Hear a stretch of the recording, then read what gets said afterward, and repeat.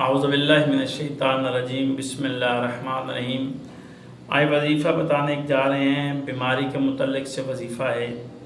اگر آپ کو کسی بھی قسم کی کوئی بیماری ہے جس سے آپ مایوس ہو چکے ہوں کہ ڈاکٹر اس کو صحیح نہیں کر سکتے، کیونکہ بخار ہوتا ہے، پرانا ہو چکا ہے، وہ اتر نہیں رہا، کھانسی ہے پرانی ہو چکی ہے، ٹھیک نہیں ہو رہی، سانس ہے اکھڑ رہا ہے، سانس صحیح نہیں آ رہا، گلے میں تکلیف ہے، دل میں تکلیف ہے، جسم میں درد ہیں، جوڑوں میں درد ہیں، تو اس کے لیے یہ وظیفہ بتانے جا رہا ہوں کہ ہر بیماری کے لیے یہ وظیفہ بہت مجرب وظیفہ ہے۔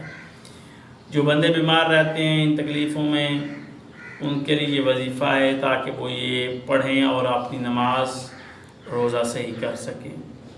تو آپ نے کرنا کیا ہے، اگر آپ کو کوئی بھی بیماری ہے، امام جعفر صادق علیہ السلام فرما رہے ہیں کوئی بھی بیماری ہے، تو آپ نے نماز صبح کے بعد 40 مرتبہ ان الفاظ کو پڑھنا ہے جو میں بتانے جا رہا ہوں۔ 40 مرتبہ آپ نے ان الفاظ کو پڑھنا ہے۔ بسم اللہ الرحمن الرحیم، الحمدللہ رب العالمین، حسبنا اللہ و نعم الوکیل، حسبنا اللہ و نعم الوکیل، تبارک اللہ احسن الخالقین، ولا حول ولا قوت الا باللہ العلی العظیم۔